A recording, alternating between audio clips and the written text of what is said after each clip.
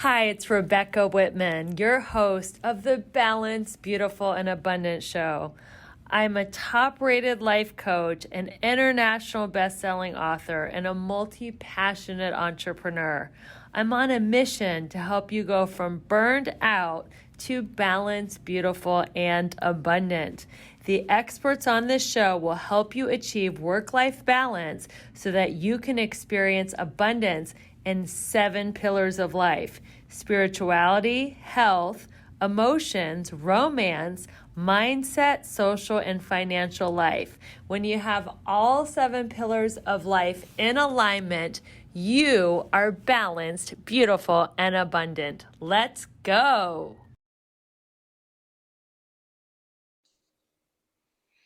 Welcome, everyone, to the Balanced, Beautiful, and Abundant podcast. I am your host, Rebecca Whitman, helping you go from burned out and overwhelmed to balanced, beautiful, and abundant. I am so grateful for all your support, your reviews, your subscriptions. This podcast is growing like crazy, so keep it up. And we have an incredible guest here today. She is someone that I have personally been coached by in a leadership program, and it is such an honor to welcome you to the show. Welcome, Judith Rich. Oh, thank you so much, Rebecca. I'm delighted and excited to be here. Yay! I am going to tell my audience a little bit about you because you are such an illustrious person. So, Judith is an octogenarian coach, author of the best-selling book Beyond the Box. She is also the host of the podcast The New Beyond, which I had the honor of guesting on. She has spent almost 5 decades in the field of transformational coaching. She has coached people on many things, such as how to identify and break through their old patterns so that they can live the life of their dreams. Her work focuses on awakening one's dormant inner resources. She has coached and empowered profound breakthroughs to both individuals and organizations all over the world, including the United States, Europe, Asia, and South America.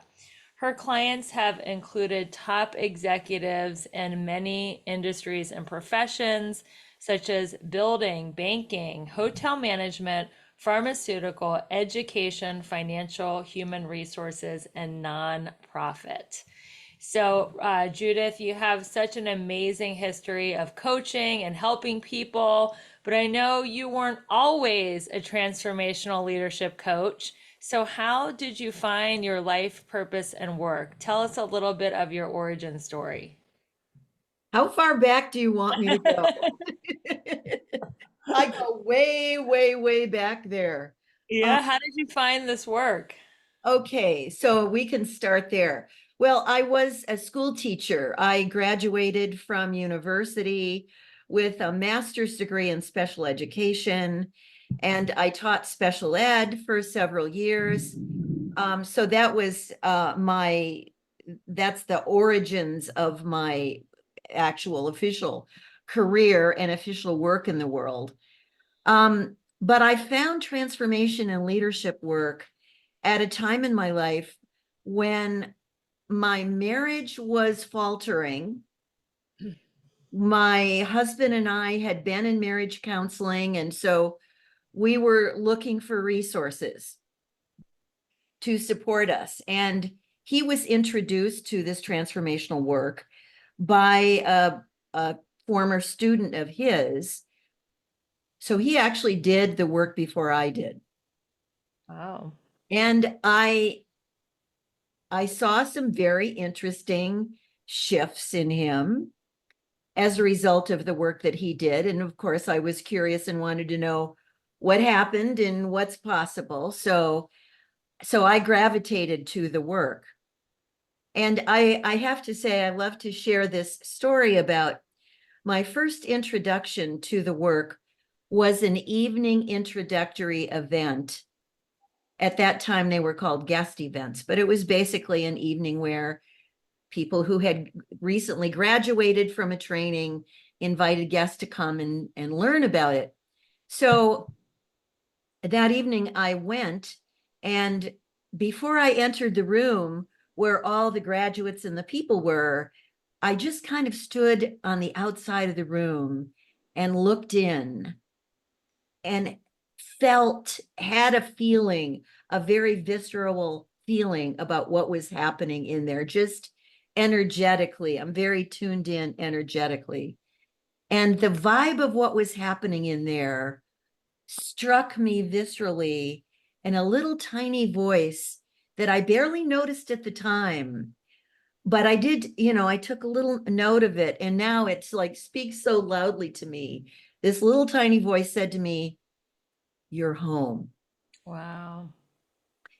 And the reason that was so powerful for me was I had spent my whole life up until that time searching for my people, searching for my tribe, if you will, searching for my community, searching for the place where I felt I resonated energetically with the people and with what was happening there. And in this particular instance, I had not experienced anything yet. I didn't know anyone inside that room. I got a very clear message: "You're home." So I trust it when I get messages like that. They Yeah. sort of fly in out of the blue, right?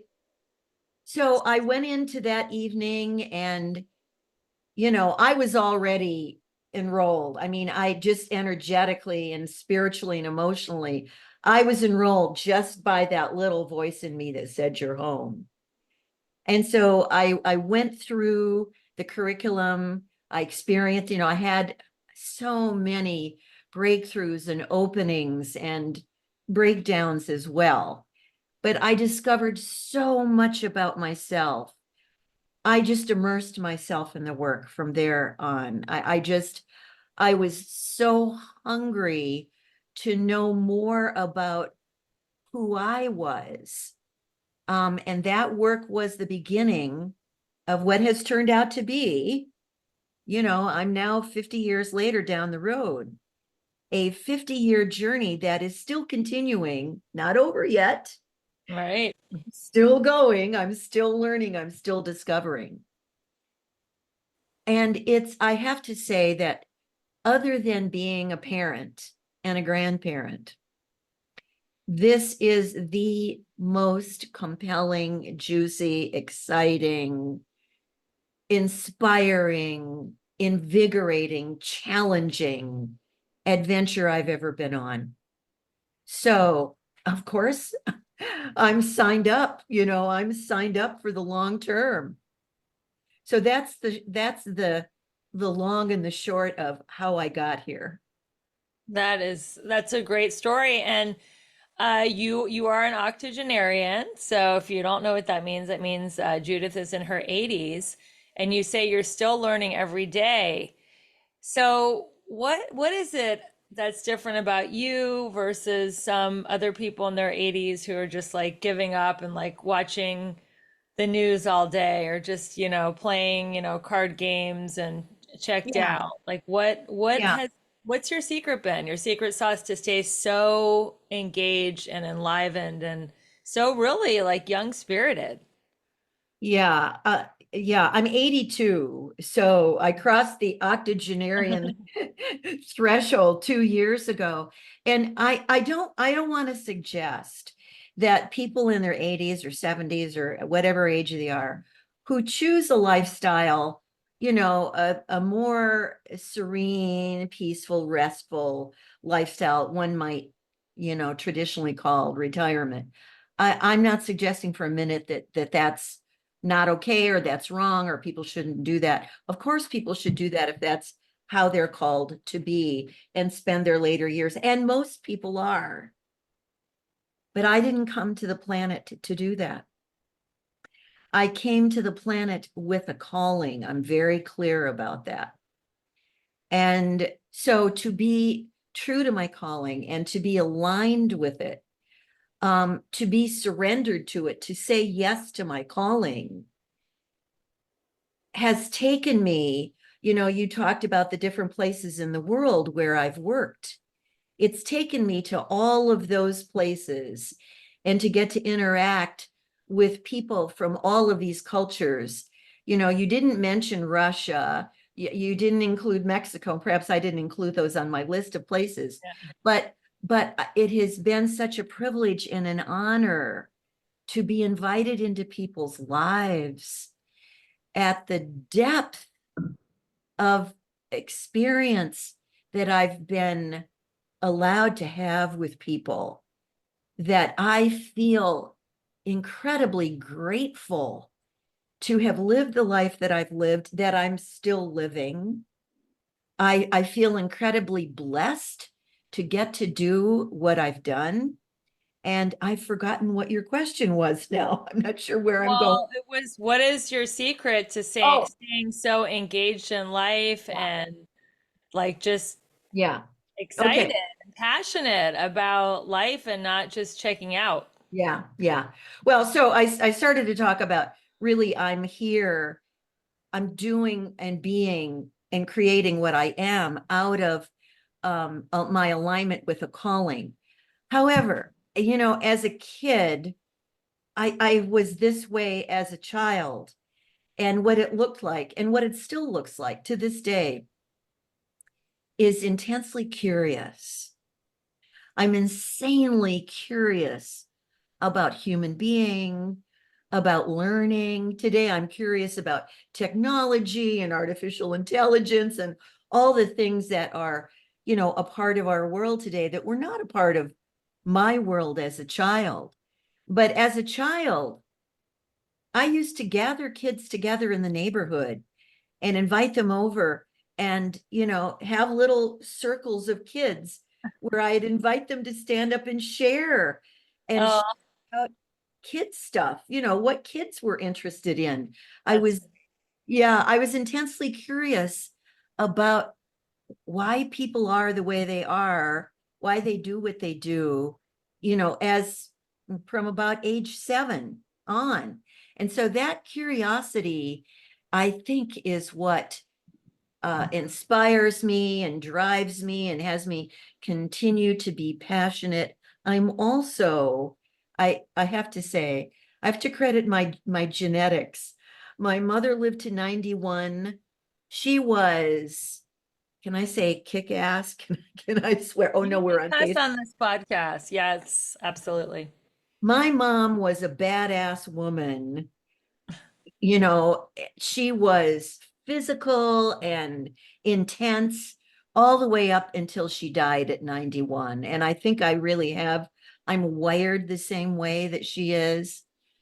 I also happen to be a double Aquarian with an Aries moon. And what that means astrologically, my Aries moon is the warrior.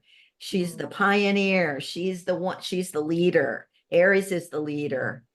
And my double Aquarius sun and rising has me be a warrior for innovation and transformation and leadership and unity and oneness. So it's all married in this astrological cauldron that I live inside of. And so I'm just simply wired to be the way I am. And I think also, having done this work for 5 decades, having lived aligned with a calling, my energy is available to me. You know, I don't use my energy to resist what is, because I know that's futile.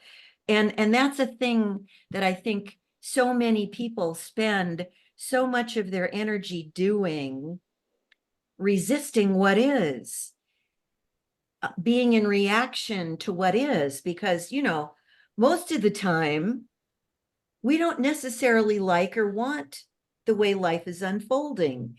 If we're attached to having life be a particular way, if we want our life to be and look a particular way, and it's not that way, and it often isn't, right? Yeah. Then how do we meet those kind of moments in our life? How do we be with life when it's not occurring on our terms? Which I have to say, it usually isn't. Life is occurring on its terms. Yes. Our job is to meet life as it is occurring, to bring our presence to the moment that is right in front of us. Because in that moment, which is now, is everything. Everything is possible and everything is available right in this current moment of now. So if I'm not so busy and distracted, struggling and resisting and preferring and complaining and whining and all of the things that we humans do. And I'm not saying that I never do any of that or that I'm above any of that. I absolutely am not. I am human and I have my human breakdowns and all of that. But I don't dwell there. I mean, I do it, I catch myself, I see what I've done, I'm able to course correct and shift and boom, get off of it and move on. I think what you said is very wise about so much unhappiness is just a lack of acceptance of what is Yep. and wanting something other than what is and complaining, comparing, criticizing, judging. It's all just a lack of acceptance. And I would say to be grateful for what is because, there's so many things that we just take for granted and we focus on. Do you want to know my biggest and best beauty secret? It is liquid collagen. I started drinking liquid collagen 3.5 years ago, and I am totally obsessed. I have never looked younger, fitter, leaner, stronger. My skin is glowing. My hair is thick and shiny. Eyebrows, eyelashes, nails, they're all growing, and I feel like I'm aging backwards. If you really want to know a huge hack to be balanced, beautiful, and abundant, you got to try this collagen. It is amazing. If you go to the show notes, you will get a $10 off coupon. If you buy 2 bottles, it's $25 off. And there's 2 versions. There's one for anti-aging and overall health, and there's another formula for fat loss. Both formulas are amazing. They taste great, and it's so easy to take. You just take a spoonful in the morning and a spoonful at night and just add it to your regimen. This stuff is off the charts. So make sure you go to the link in the show notes and grab yourself a couple bottles and tell me how much you love aging backwards. Thanks for watching the show, and we'll be back to our regular content now. The minutia of life when we have so much to celebrate in every moment. That's very, very true, Rebecca. And I would add, how about being grateful for what is, even when it's not what you thought you wanted? It's easy to be grateful for what is when it aligns with what you want. But what about when it's not what you thought you wanted? Can you be with what is and be grateful for it when it doesn't feel good or it doesn't match your pictures? Because I suggest that within what is, even when it's not what we thought we wanted, there is something there for us.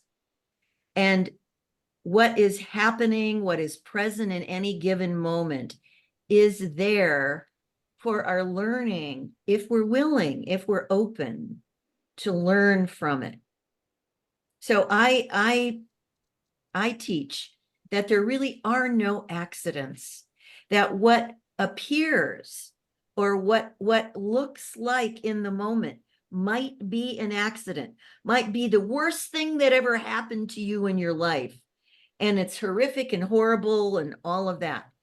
What I'm suggesting is that inside of that, if we're willing, and that's the work is to be willing to open and discover that in the darkest nights and on the darkest days, in the darkness is where we will find the seeds of our growth.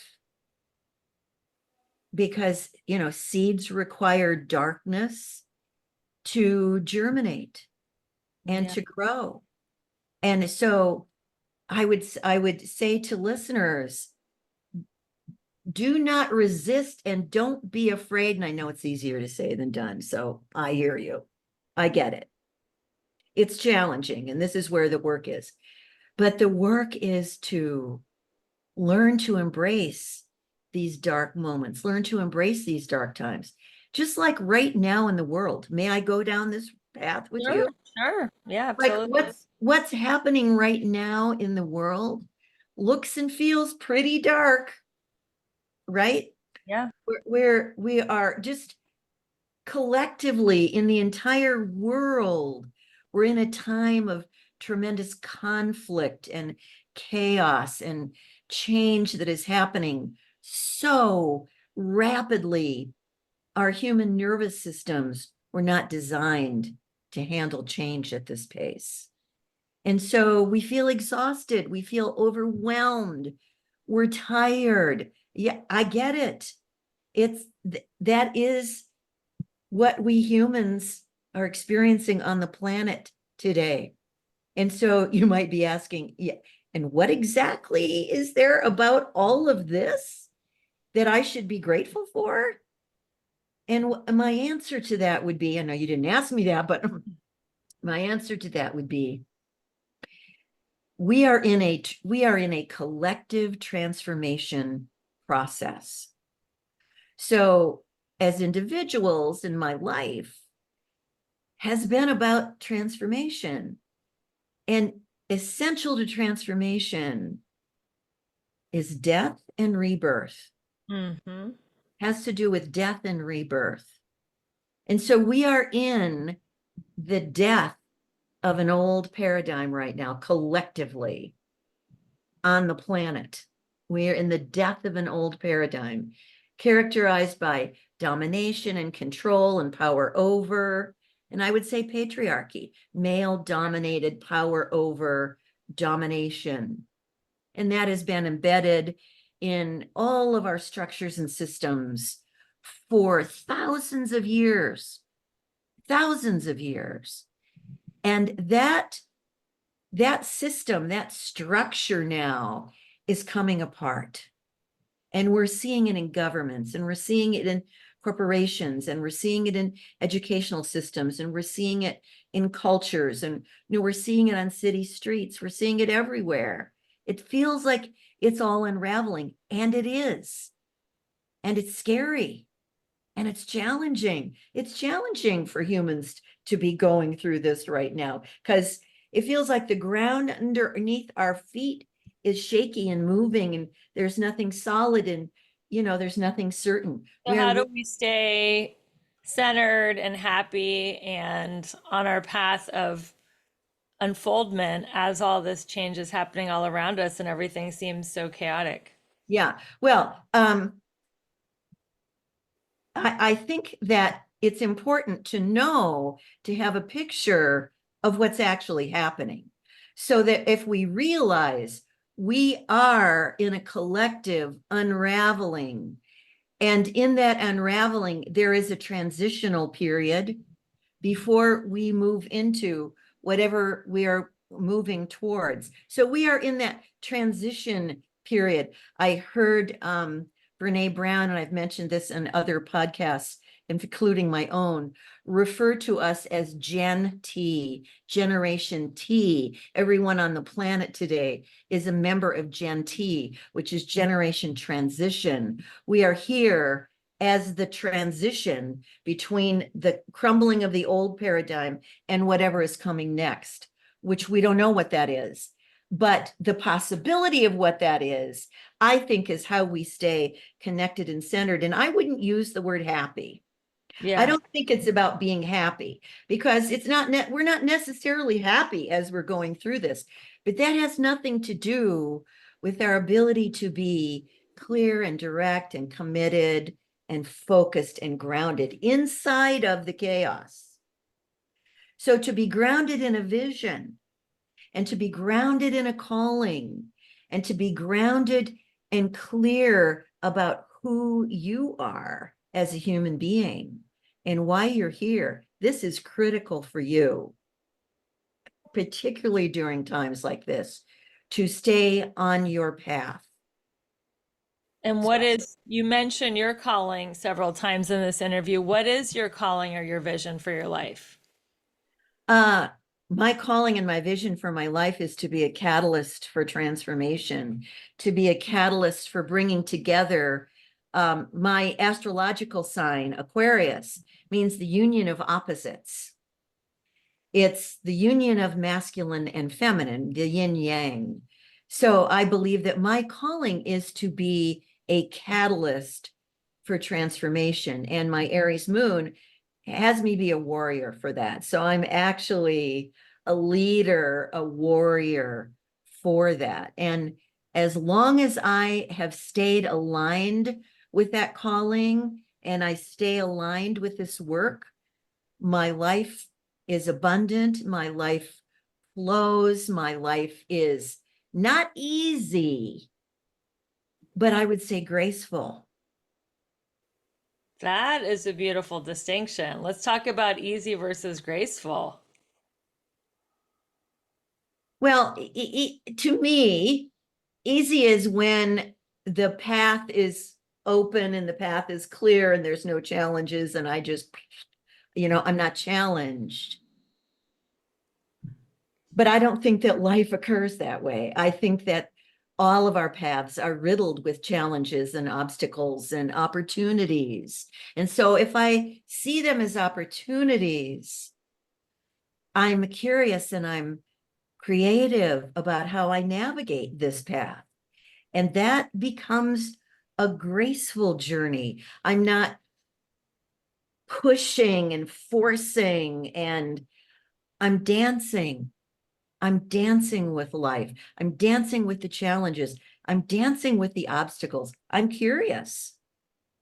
Oh, what could this possibly be for me? Because I think all these obstacles and challenges are really opportunities for each one of us to discover and learn why they're placed there. And if so, if I approach them with curiosity and creativity, be creative. That's what I call like a graceful dance. So I see my life that way, and every chapter of my life certainly has not been that way. I mean, my 20s and my 30s were rocky, and divorces and breakdowns and uncertainty and instability and all of that I went through prior to discovering my calling and discovering my work. So, So, what was your darkest night of the soul, and how did you get through it? oh, I think I've had many dark nights of the soul. What was your darkest dark night of the soul? Um, Probably it was the unraveling of my third marriage. Mm. And that was a hard one. That was, I mean, the first marriage, I was in my 20s. I had no idea what I was doing. I had no business getting married. I got married for the wrong reasons both times. Second marriage was to a beautiful man, a wonderful man, 15 years older than I. He's the father of my two children. He's no longer living. He passed away almost 20 years ago. But my third marriage was one that I was absolutely so clear was right for me. And I was committed to it. And, I just poured all of myself into. And it wasn't mutual after a while. And the ending of that and the coming to terms with that really took me to the core of my soul. And I went through years after that, struggling to return to myself. I lost myself in that marriage. And I know that's why that marriage ended. Well, Because did he, what happened? Did he cheat on you or did he just file for divorce? Or both? both. That is very painful. Mhm. Yeah. So it's So betrayal and rejection, two of the hardest human emotions. exactly. Yeah. Yeah.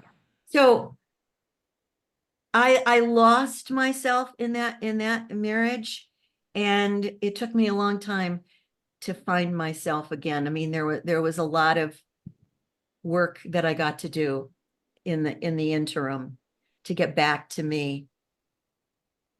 So Yeah. what would you tell someone who's listening who is feeling rejected or betrayed in their romantic life about how to get through that and get to the other side?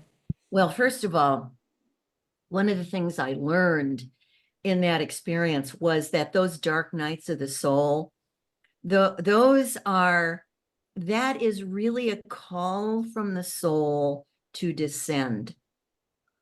It's a soul descent process. So I've done a lot of soul psychology work out of that experience. And the soul does its work in the dark. The soul does its work in the deep waters.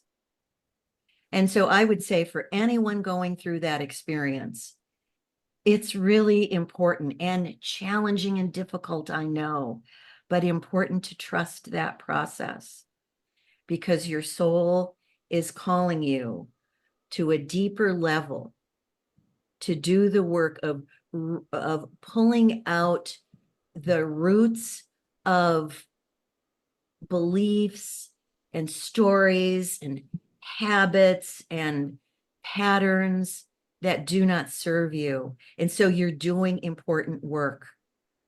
So, as painful as it is, one thing I learned is, pain can be very purposeful. Yeah.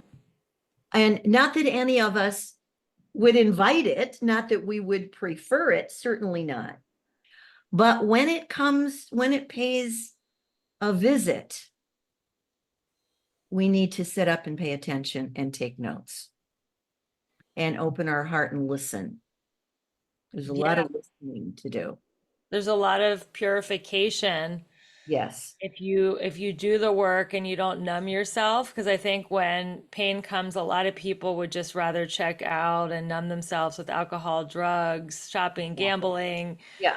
love and sex addiction. But if you are willing to go into it and feel it and learn from it, like Judith said, it can be very purifying and you just are free when you get to the other side. Yeah, and it's not easy. I mean, the challenge, we're caught in the challenge between holding on and letting go. Mm-hmm. So we want to hold on to what we thought we had, even though we don't have it any longer. So to let go of holding on when it's clear that that thing is no more, that is really very challenging and painful. Yeah, so I really transformed my relationship with pain. I transformed my relationship in many ways with with fear. I really got to confront a lot of fear about my own capacity, my own capability, my worth, all of that, really fundamental stuff.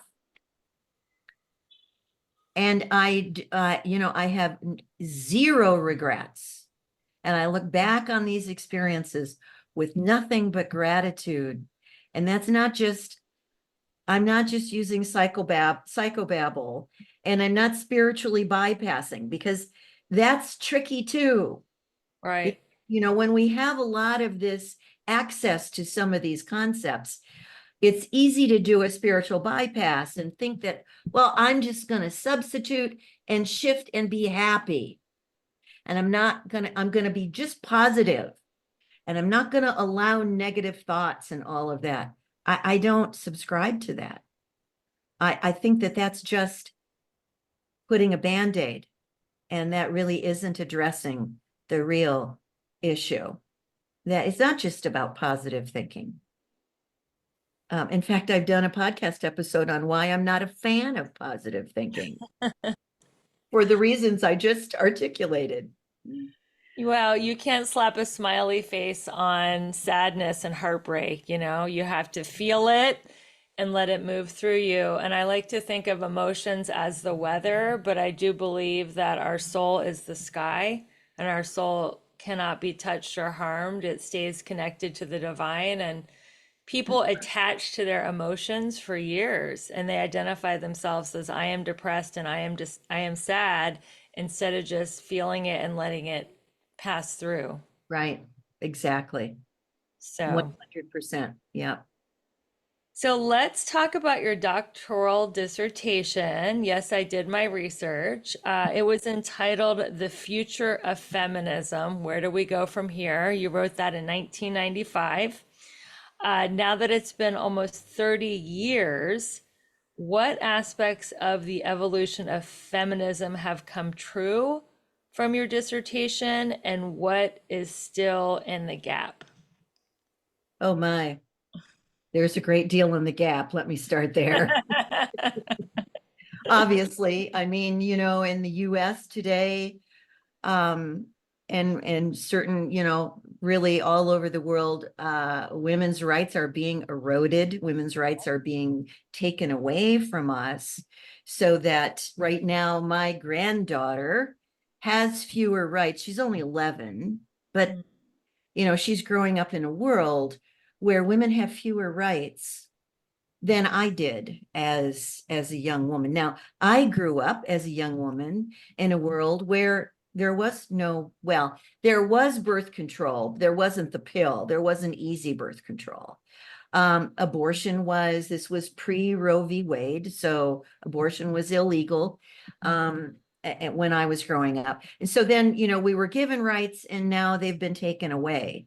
And so there's a lot of work to do around empowering the culture to see the importance of women's equality and women's right. The Equal Rights Amendment still has not passed. Yep. ERA. So that's, there are a lot of things in the gap. And at the same time, I think that now the conclusion that I came to in my dissertation was that the future of feminism is not about female superiority or female dominance. Women do not wish that. It's not that that feminism as a movement, it almost doesn't even exist in much of any kind of official form today. But women's empowerment is not about women substituting, female power for male power, and that women are seeking power over and that we seek to dominate. No, that's not the way women lead. That's not the way women interact. That's not the way women relate. The future of feminism is about collaboration. It's about community. It's about connection. That's the essence of the female principle. The female principle is not to dominate and destroy. It's to give birth to. It's to expand. It's to incorporate. And so the future of feminism is about embracing men and women, boys and girls, empowering all people. I believe, if the feminist movement were to be an empowering movement in the world today, it would have to incorporate a both and philosophy. And there's a lot of work to do. Yeah, so I don't know if you want to go further into that I or. mean, yeah, there's a lot of work to do. I feel we have come far in the last 30 years as far as there's more women doctors than men. There's so many. We have finally, Mexico has its first woman president. Yay. We have a female vice president. There's so many female Congress women and senators and Supreme Court members. So I feel even though it is, just abominable that they overturn Roe versus Wade and, in certain states like Louisiana, Plan B is illegal. But I do feel it's kind of a contrast because we have come so far as also women creating wealth and women, starting businesses. And Oh, there, yeah. there's a Oh, lot yeah. of ground that has been taken in the last 30 years as far as women's empowerment. Definitely. And we stand on the shoulders of those early feminists, Oh, yeah. opened those doors and paved the way. We stand on the shoulders of Ruth Bader Ginsburg and of Bella Abzug and of the women who of Kamala Harris and the female Supreme Court justices. And so we have absolutely made tremendous advancement. And so we absolutely do have much to celebrate, and I think that it's really just the tip of the iceberg in terms of what is possible for women. And I actually think that when we talk about the unraveling of the current paradigm, the patriarchal paradigm, and that we're in transition, the new paradigm, I hope and believe that we are moving towards is we are in the age of Aquarius now, astrologically, for 2,000 years. And that is just collectively, that's a collective event that will be characterized by increased harmony and union and oneness and peace. However, we are just at the beginning of that, and we're still transitioning out of the old paradigm. So we're still in the chaos and the upheaval and the change. We're still making our way through that. So I think it's important at this moment in history that women be empowered and that women own their leadership. And we were talking before we started recording about legacy. Yes. And I think that, that is a legacy that I want to leave behind would be the empowerment of women to own their voices, to own their leadership, to take a stand, to be courageous, to be creative, to be powerful, to own their power, for women to stand shoulder to shoulder with men and create this world for humanity that's not about one side or the other, but it's about the both and, which is the union of opposites. Yeah, it feels like in a horror movie, right before you kill the monster, the villain, he's he's asleep in the bathtub, and you think the movie's over, and the credits are about to roll, and you're like, "Oh, thank God they killed the monster. We can finish our popcorn and go home and have a peaceful evening." And then all of a sudden, right, the monster sits up and he's got a knife, and so I feel like energetically, that's what's happening now. It's like, oh, we thought, women are empowered, they're doctors or lawyers, they're running companies, they're even billionaires, and we can just relax. And as soon as that happened, there's been this whole anti-feminism happening, and it's shocking. But we did get complacent in our power, even though it was still a patriarchy. We just thought we had inalienable rights that would not ever be taken away. Yeah, well, that proved to be false, didn't it? Yeah. So, okay, all right. We see the work ahead of us. You know, Yes.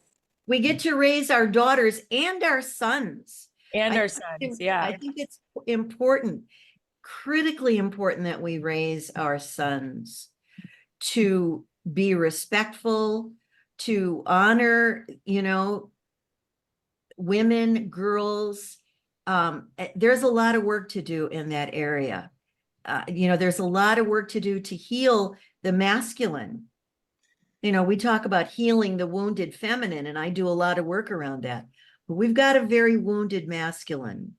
Can you explain to our listeners, because I know you do a lot of work with the divine, healing the divine feminine and healing the divine masculine. In your work, how would you define the divine feminine and then define the divine masculine? Well, I think the divine feminine is the spiritual essence of the female principle. You know, there's a female principle that's not about personality. It's not about ego. It's not embodied. You know, the divine feminine is a principle, and the divine masculine is a principle that is, it's the yin and the yang. It's the light and the dark. It's the birth. It's the, you know, the divine feminine is the principle of birth. It's the principle of growth. It's the principle of creation. That is the divine feminine. So it's standing for that principle of unity and oneness. That's the principle of the divine feminine. Now, the divine masculine is, I think that one is up for being still fleshed out. I don't know that we've fleshed that out. I just had a conversation yesterday with a very good friend of mine and a colleague who is doing work with men around the divine masculine. And he shared that it's a struggle, even getting men to be interested in doing this work. That there's not an opening. It doesn't resonate out there with men in general. So there's a lot of work to do just to lay the groundwork for men to become open to the very idea of collaboration versus competition. You know, the traditional male principle is power over. And the divine masculine is an acceptance and an understanding of collaboration. It's power with. It's that we are greater when we collaborate. You know, we create bigger, greater when we're in the both and we collaborate. We have different points of view, and bringing everyone and everything to the table creates a bigger result. And we still live in a very pretty toxic masculine culture and environment. So, yeah, I think that healing the masculine, it's not healing the divine. The divine is not in need of healing. Right. It's the Divine toxic. is already healed, but It's it's healing the masculine and healing the feminine. Well, I think both men and women are literally dying from trying to succeed in a toxic masculine hustle and grind, like work yourself to the bone, ignore your soul's need for play or relationship. That's what this whole podcast is about. It's how to Yeah. go from burned out and overwhelmed to balanced, beautiful, and abundant. So you could even say it's about going from the toxic masculine and just draining all your energy to try to achieve to being in this feminine state of being balanced, beautiful, and abundant. And it's literally killing people to try to live under that old paradigm, because it's not nurturing for your health or your soul or your spirit. And it leaves, yes, absolutely. And it leaves a terrible legacy for our children and for the new generations coming along. So as someone with an 11-year-old granddaughter, I care very much about the kind of world that she will inherit from us. And I feel very responsible around being a good ancestor. You know, So speaking of being a good ancestor, what is your opinion or thoughts on death? Do you have a fear of it? Do you think you'll still be hanging out, guiding your 11-year-old granddaughter and like helping her make the right choices? Like, what is your opinion about where, I know nobody knows, but what do you think is going to happen when well, you, I have thoughts. Of course, I yeah, don't, it's purely speculative, of course. but I know people who have had near-death experiences. Um, and so based on what we read and what is reported about near-death experiences, I do believe that consciousness continues Hmm. after we die. The body, of course, this is just a vehicle. This is just the meat and bones and the carcass that we leave behind. But the spirit that we are, the consciousness that we are, energy cannot be destroyed. So something goes on, some aspect of us, some light, some spirit, the consciousness that we are goes on. And I do believe in reincarnation. And I think that we probably spend some time uh, getting ready to come back. Do you want to come back? Absolutely not. That's it. This is your last incarnation. You're good. You got what you needed out of planet Earth. We'll see. I don't know that I'm the one who gets to judge whether I have what I need. I think that forces and sources greater than I will make that decision if I get to come back or not. Um, I've had a really full, really juicy life. And who knows if I'll come back? I have absolutely no idea. I wouldn't mind spending a few lifetimes out there in the cosmos, exploring some of the other galaxies. I feel like I'm from there anyway. I really do feel like I am from some far off galaxy, and I'm just here visiting this time. And I've had that experience pretty much throughout my entire life. So we'll see. We'll see what happens. Yeah, we'll see what happens. So this is the second to last question. We're wrapping up here. Who was your favorite spiritual teacher and what was the biggest lesson they taught you? Um,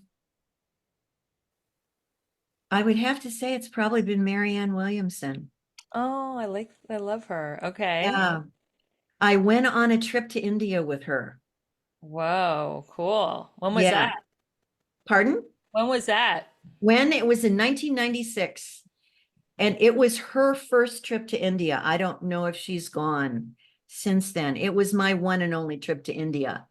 But I was in a small group with her, and I remember her. I spent 3 weeks with her, day in and day out.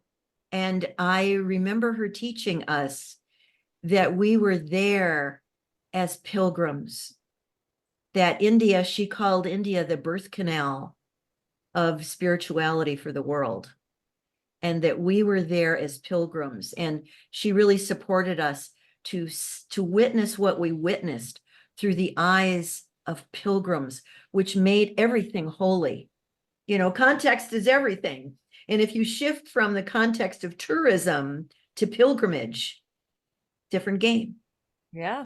So, we visited the sacred sites and the temples and the Taj Mahal, and we met with the Dalai Lama, and we went to Bodh Gaya, and we went to the Ganges. And I mean, it was just an amazing, amazing experience.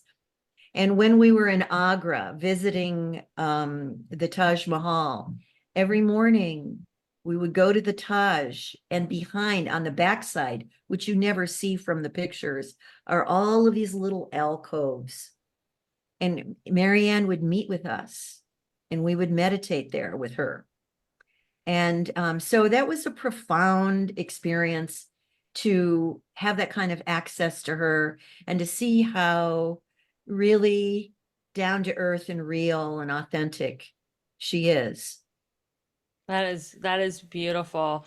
Yeah, we asked her to be our Ben and I, my husband, we were both Yeah. students of yours. We asked her to be our wedding officiant, and it was in the middle of the pandemic, and we just couldn't arrange that. But that's how much I like her is I asked her to be my wedding officiant. So we both absolutely love Marianne.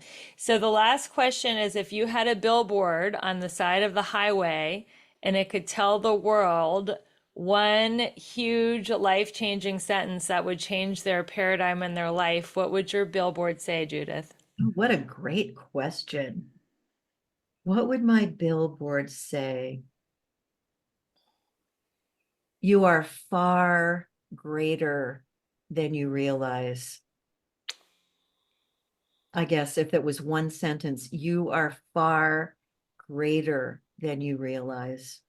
And what does that mean to you? That's beautiful, but what does that mean to you? Well, most people don't walk around with the conscious awareness that who they are is infinite potential, and who we are is infinite potential in form. We're infinite potential that has taken on a human form, but mostly we're just energy and space and open space. And so that infinite potential that we are, we have access to the field of infinite potential in that we are that field, and that we have the capacity to be, do, and create literally anything if we align and draw it in and match in frequency and vibration the thing that we want to create. I know that Michael Beckwith teaches this, Marianne Williamson teaches this. Most of the spiritual teachers teach this, that everything is frequency and vibration. And for me, for anyone to become balanced, beautiful, and abundant, we need to be the frequency and the vibration of balance, of beauty, and abundance. And when we match that and meet that, it cannot help but be manifest in who we are. What a beautiful thought to end on. I know you guys are going to want to find Judith online and look her up. So, what is your website and how can they connect with you? JudithRich.com, www.judithrich.com. I'm on Facebook, so you'll find me on Facebook. Just put my name in the search window and you'll find me. They can get my book on Amazon, Beyond the Box. Come to my podcast, The New Beyond.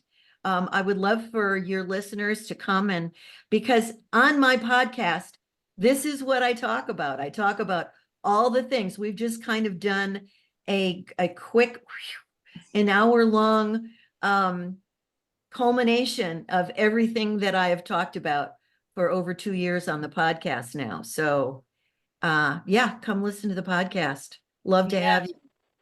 her podcast is great. Judith, you are so amazing. Thank you for all your years and hours of training individuals like myself to get over our fears and to step into the greatest version of ourselves. I'm really grateful for your trainings. Thank you so much. And everybody, thank you for listening to another episode of the Balanced, Beautiful, and Abundant Show. I know you got value out of this. Share this with a friend, copy and paste a link to the show, share it, take a screenshot of yourself listening, tag me at Rebecca E. Whitman on Instagram. I will give you a shout out. Let's keep this message going. This is more than a podcast, it's a revolution that you don't have to go through life tired, exhausted, burned out. You can live balanced, beautiful, and abundant. So, thank you everyone for being on this journey with me and for being a fan of the show. I so appreciate you. And until we meet again, keep your vibe high and magnetize. Thanks, everyone. Thank you. Thank you so much for listening to another amazing episode of the Balanced, Beautiful, and Abundant podcast. It's your loyal listening that makes our show top 0.5% in the world. I would love to connect with you in person. We're having our second international retreat October 3rd through 6th in Belize. If you like yoga, sound baths, and want to get all 7 pillars of abundance to a level 10, this retreat is for you. Just go to the link tree in the show notes to snag your $200 off promo code before April 15th. And let's end the year 2024 with momentum so that going into 2025, you will have so much abundance in all areas of life that you will be setting yourself up for the most incredible year ever. It is going to give you something to look forward to all year.